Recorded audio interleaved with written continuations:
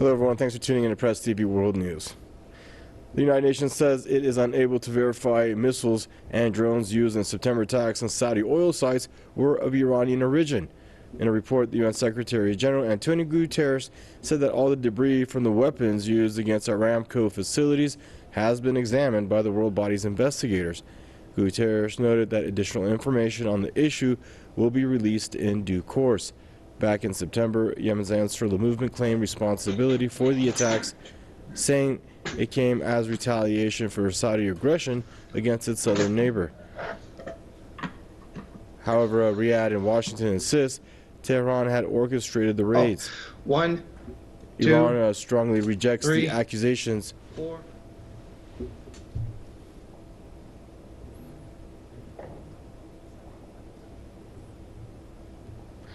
Now joining us out of Ontario is Jason Unruhe, political commentator. For more on the story, your thoughts on all this, Jason?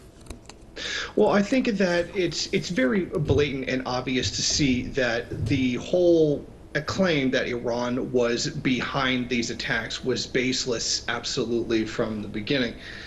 I mean, the Yemenis said that they did it. They have repeatedly shown that they had developed a domestic drone technology and whatnot capable of carrying out these kinds of attacks.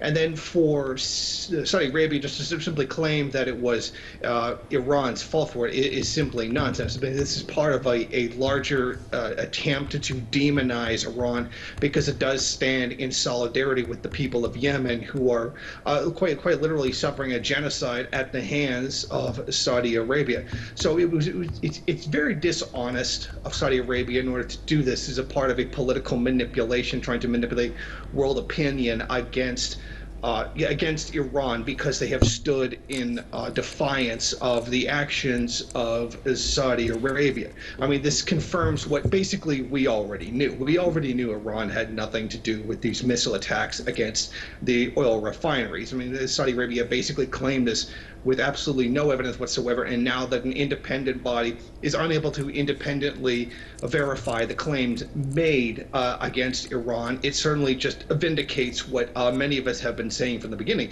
and that is the Saudis have, without any evidence whatsoever, blamed Iran for this attack. So I can certainly understand, because it's kind of embarrassing for the royal family and those who have had the more hawkish war stance to simply, it's hard for them to accept that Yemen has put up as much of a defense as they can, and they have always repeatedly said that Yemen had no capability of, no significant capability of striking back against them.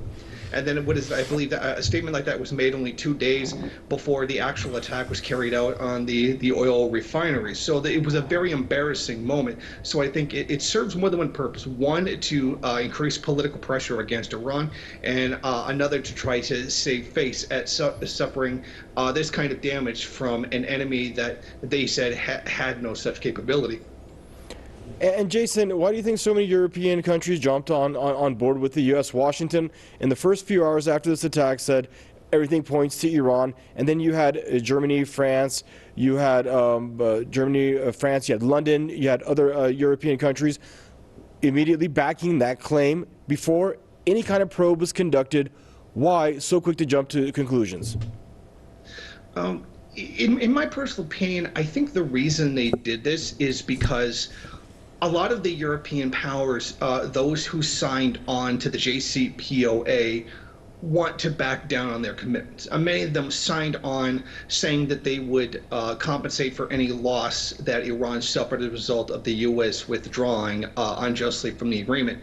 And now a lot of them, ever since the U.S. withdrew, Europe has very much been dragging its feet on actually getting that compensation that's actually needed. There's still the creation of the Instex banking method of exchanging payments in order to do that, but they've been very much dragging their feet, not even living up to what it is that they said they were going to do. I mean, there's been countless times that the Iranian government has criticized them for not doing what it was that they promised that they would do, and then the Europeans are kept begging Iran, say, come back to the negotiating table with the United States, sign a new agreement when a new agreement isn't needed.